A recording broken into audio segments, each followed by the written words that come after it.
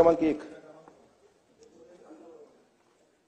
अध्यक्ष महोदय, ई पीक पाहणीची जी अट आहे त्याच्यामुळे आपण मागच्या वर्षी सोयाबीन कापसाला जे अनुदान दिलं त्यात ई पीक पाहणी न झाल्यामुळे बरेच शेतकरी त्यातून वंचित राहिले। आपण खरीपमध्ये 1 जुलै ते 15 सप्टेंबर पर्यंत शेतकरी स्तरावर ई पीक पाहणी करतो आणि 16 सप्टेंबर पासून 31 ऑक्टोबर पर्यंत सहाय्यक स्तरावर, तसेच रबीच्या बाबतीतही आपण 1 जानेवारी ते 15 जानेवारी पर्यंत शेतकरी स्तरावर आणि 16 जानेवारी पासून 28 फेब्रुवारी पर्यंत सहाय्यक स्तरावर करतो। सहाय्यक स्तरावर म्हणजे आपल्या प्रशासनानं ही ई पीक पाहणी करणं गरजेचं असतं, परंतु सहाय्यक स्तरावर सुद्धा आपण रब्बीचा जर ह्या वेळेसचा अभ्यास केला तर फक्त 27% ई पीक पाहणी झाली। मग ई पीक पाहणी जर शासनाकडनं स्व होत नसेल आणि त्यामुळे जर शेतकरी वंचित राहतात, ते ऍप चालत नाही, त्या ऍपच्या बाबतीत नेटवर्क चालत नाही, अपलोड केलं तरी फोटो त्या पोर्टलवर दिसत नाहीत, मग शासन स्तरावर त्या ऍपच्या चुकीमुळे जर शेतकरी कुठल्याही लाभापासून वंचित राहत असतील तर ही अट वगळणार का? आणि शासन स्तरावरही हुस होत नसेल तर ह्याला जबाबदार कोण?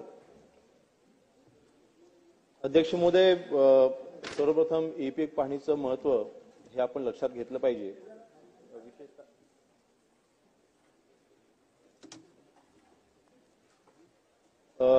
विशेषतः केंद्र सरकारमार्फत ई पीक पाहणी करावी असे देखील निर्देश आहेत, परंतु मुळात लागवडीचं क्षेत्र किती, क्रॉपचं प्रमाण किती, ह्याकरता ई पीक पाहणी अत्यंत गरजेची आहे। एकंदरीत धोरणात्मक विषयासाठी देखील ई पीक पाहणी अत्यंत गरजेची आहे। ज्या वेळेला अतिवृष्टी होते त्यावेळेस देखील ई पीक पाहणीचा आपण आधार घेऊन आपण शेतकऱ्यांना मदत करतो। त्यामुळे ई पीक पाहणी नोंदणी रद्द करणं म्हणजे आपण अत्याधुनिक जगाकडे वळत असताना आपण मागे जाणं असं होतं। परंतु मूळ प्रश्नामध्ये अध्यक्षमध्ये जो अंतर्भाव आहे की नेटवर्क नसल्यामुळे ई पीक नोंदणी होत नाही आणि ई पीक नोंदणी नसल्यामुळे खरेदी होत नाही। अध्यक्ष महोदय, नक्कीच ज्या ठिकाणी नेटवर्क नाही आहे अशा ठिकाणी आपण तलाठ्यांच्या मार्फत आपण नोंदणी करतो, मंडळ अधिकारी त्याला अधिकृत करतात, परंतु आज त्यांना आपण खरेदी करत नाही हे मात्र सत्य आहे। परंतु ह्यापुढे मात्र ज्या ठिकाणी नेटवर्क नाही असे देखील शॅडो एरिया आपण आता तयार करतोय, जेणेकरून भविष्यामध्ये नेटवर्कचा इश्यू होणार नाही याची आपण खात्री करून घेऊ। परंतु नेटवर्क नसेल अशा ठिकाणी जर का खरेदीपासून कोण वंचित राहत असेल तर त्याला आपण त्याचा लाभ देऊ। मार्फत जी पीक पाहणी करतोय त्यात रबीचा जर आपण बघितलं तर फक्त 27% म्हणजे तलाट्याच्या मार्फत करून सुद्धा फक्त 27% पर्यंत आपली पीक पाहणी झालेली आहे। मग राहिलेल्या शेतकऱ्यांचं काय? ते ऍप चालत नाही, याच्या बाबतीत शासनाचं धोरण काय? नाही अध्यक्ष महोदय, याच्यामध्ये आपण जर का आकडे जर का पाहिले तर आपण पणन हंगामामध्ये आपण 2023-24 ला 6,12,000 इतक्या शेतकऱ्यांची आपण नोंदणी करून घेतली होती, जी 2024-25 ला ही नोंदणी आपण 7,35,000 आपण केलेली आहे। जवळपास 1 लाखांनी नोंदणी ही वाढलेली आहे। त्यामुळे ई पीक पाहणी नोंदणी ही होत नाहीये किंवा त्याचं प्रमाण कमी असं नाहीये, दर महिन्याला ह्याची वाढ होते। 2021 पासून आपण ह्याची सुरुवात केलेली आहे। स्तरावर आणि सहाय्यक स्तरावर सुद्धा फक्त 27% पर्यंत यावेळीची रबीची पीक पाहणी झालेली आहे, तर राहिलेल्या शेतकऱ्यांचं काय? याबाबत शासनाचं धोरण काय हे स्पष्ट सांगा, तेवढंच सांगा फक्त।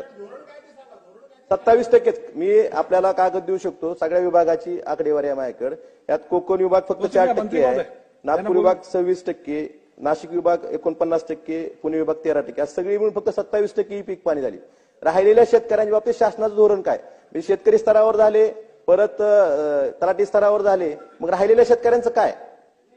नोंदणीच आपल्या सिस्टीममुळे राहून गेली, त्यांना त्यांची पुन्हा तुम्ही त्या ठिकाणी नोंदणी कोणत्या मार्गाने करून घेणार आणि त्यांना शासनाच्या या योजनेचा लाभ कसा देणार, हा स्पेसिफिक प्रश्न आहे। माननीय अध्यक्ष महोदय, माननीय राज्यमंत्र्यांनी अतिशय स्पष्ट उत्तर दिलं आहे। ही पीक पाहणी आपण कंपल्सरी करतो, पण प्रत्येक वेळी आतापर्यंतचा इतिहास बघा, ज्या वेळी मदत द्यायची आहे आणि मग मागणी येते ही पीक पाहणी पूर्ण झाली नाही, आपण ती अट शिथिल करतो आणि पूर्ण मदत त्या ठिकाणी आपण देतो। मात्र आपला प्रयत्न असा आहे की ई पीक पाहणी ही एन्फोर्स झालीच पाहिजे। याचं कारण काय आहे तर आपण सातत्याने आपल्या इन्शुरन्समध्ये बघतोय की इन्शुरन्स एका पिकाचा आणि प्रत्यक्षात दुसरं पीक, आणि मग हे सगळं सेटल करता करता अडचणी येतात।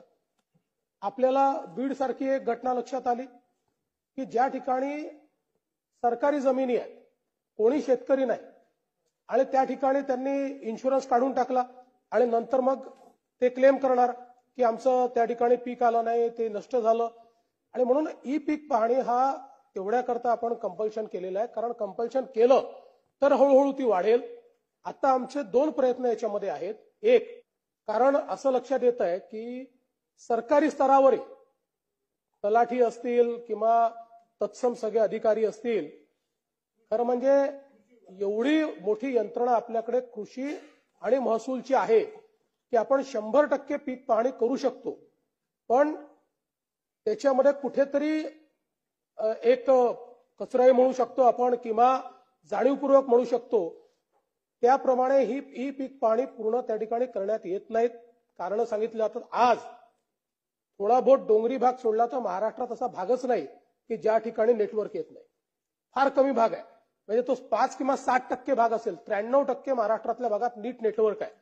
आणि अनेक वेळा तर आपण ऑफलाईन करून ते नंतर ऑनलाईन करण्याकरता देखील परवानगी त्याच्यामध्ये दिलेली आहे. म्हणून ही पीक पाहणी नीट एन्फोर्स करण्याचा प्रयत्न राज्य सरकारच्या कडनं करण्यात येईल. सगळे जे अधिकारी आहेत, मागच्या काळात आम्ही सांगितलं होतं, परंतु अजूनही त्याच्यात कमतरता येते. त्यामुळे विविध विभागाचे लोक पूल करून आपल्याला ती कशी करता येईल आणि अल्टरनेटिव्हली शेतकरी देखील स्वतः ते कसं करू शकेल. आहेच आपण अलाव करतो, पण अजून त्याचं ट्रेनिंग नाही आहे. हा देखील आमचा एक प्रयत्न असेल. आणि त्याचसोबत आपण पॅरलली आता MRSACच्या सोबत एक प्रकल्प हातामध्ये घेतलाय, ज्याच्यामध्ये जशी आपण ई पीक पाहणी करतो तशी सॅटेलाइट इमेजरी ही देखील पूर्ण जनरेट करायची. तो एक आपला प्रयत्न आहे. दुसरं, ई पीक पाहणी आपल्याला ड्रोनच्या माध्यमातून करता येईल का, अशा प्रकारचं एक पायलट आपण मध्यंतरीच्या काळात करून बघितलेलं आहे. अशा काही गोष्टी करून याच्या पाठीमागचा उद्देश असा आहे की शासन दरवर्षी 7,000, 10,000, 12,000, 16,000 पर्यंत वेगवेगळ्या प्रकारची मदत करते. ही मदत योग्य लोकांना झाली पाहिजे, ती पात्र लोकांना झाली पाहिजे. याकरता खरं म्हणजे हा सगळा खटाटोप आहे. आणि म्हणून निश्चितपणे आपण जे काही या ठिकाणी शंका व्यक्त केलेली आहे, ही शक्यता आहे की सगळे लोक त्याच्यामध्ये आलेले नसतील, पण जे आले नसतील त्यांनाही मदत करणं हा शासन त्या संदर्भात प्रयत्न करेल. तो हे सगळं करत असताना हे सगळं आपण तपासूनच त्याची नोंदणी करायची ही अधिकाऱ्यांच्यावर जबाबदारी असते, कृषी विभागाची असते, महसूल विभागाची असते. निदर्शनात असं येते की याच्यामध्ये थोडेसे हे अधिकारी सुद्धा आहेत, इन्व्हॉल्व असतात, म्हणूनच हे सगळं घडतंय. आणि म्हणून अशा प्रकारच्या ज्या वेळेला चुका होतात आपण लाभार्थ्यावर ऍक्शन करतो, पण त्यामध्ये आपण त्या अधिकाऱ्यांना जबाबदार धरत नाही. आणि म्हणून याच्यामध्ये सरकारी यंत्रणेला जबाबदार धरण्याची आपण प्रोव्हिजन कराल का? निश्चितपणे अध्यक्ष महोदय, हे खरंच आहे की काही ठिकाणी आपल्या यंत्रणा देखील या संदर्भात दोषी आहेत. आता इतक्या मोठ्या प्रमाणात समजा लोक इन्शुरन्स काढतायत, दुसऱ्याच्या जमिनीवर तिसरा इन्शुरन्स काढतोय, एकच माणूस 3-3 ठिकाणी काढतोय. यात काही ठिकाणी तर संगनमत असेलच, बिना संगनमताचे होऊ शकत नाही. हे खरं आहे की आता या इन्शुरन्सच्या संदर्भात आपले जे CFC सेंटर्स आहेत त्यांनी काही घोटाळे केलेले आहेत. त्यामुळे या संपूर्ण यंत्रणेत जे जे दोषी निघतील त्या सर्वांवर कारवाई ही केलीच जाईल. जे आपले जबाबदार अधिकारी आहेत त्यांनी 100% कृषी सहाय्यक असतील किंवा तलाठी असतील, त्यांनी त्या शेतकऱ्यांच्या प्लॉटवर जाऊन 100% ई पीक पाहणी करून घेणं ही जबाबदारी आहे. आणि अशा पद्धतीने स्पष्ट आदेश शासन काढणार का? याच्यामध्ये काही प्रॅक्टिकल विचार आपण केला पाहिजे.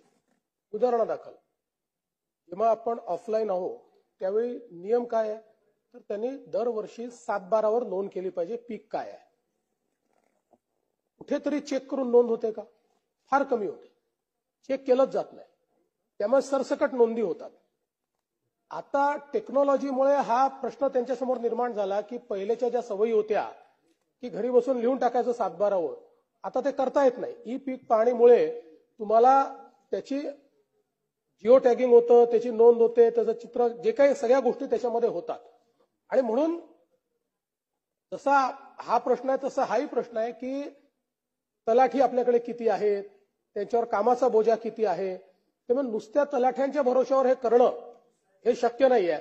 ते म्हणून आपण आशा सेविका वगैरे म्हणालात, मला ते मान्य आहे, पण महसुली यंत्रणा आणि जी काही कृषी विभागाची यंत्रणा आहे, पदुम विभागाची यंत्रणा आहे, अशा सगळ्या यंत्रणा पूल करून त्यांच्या माध्यमातून हे कसं करता येईल याचा विचार मात्र आपण निश्चितपणे करू, जेणेकरून प्रामाणिकपणे तिथे जाऊन तशा प्रकारची नोंदणी झाली पाहिजे. आणि विभागाला तर आम्ही असे निर्देश देऊच यावर्षी की अॅक्युरसीने ती झाली पाहिजे. म्हणजे आपण ऍटलिस्ट 90% जरी अॅक्युरसीमध्ये पोहोचलो ना तरी आपण वर्षाला 1000-2000 कोटी रुपये वाचवू शकू.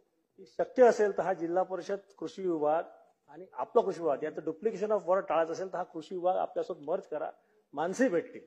रणधीर भाऊ तसे शेतीतले तज्ज्ञ आहेत आणि या विषयात त्यांना निश्चितपणे समजतं. आपण जे पॉइंट आउट केलं आहे हे खरंच डुप्लिकेशन आहे. तथापि आपल्याला कल्पना आहे की 73व्या घटना दुरुस्तीनंतर आपल्याला काही विषय हे संविधानाने जिल्हा परिषदेला देणं कंपल्सरी केलं आहे किंवा स्थानिक स्वराज्य संस्थेला देणं कंपल्सरी केलं आहे आणि त्यातला हा विषय आहे.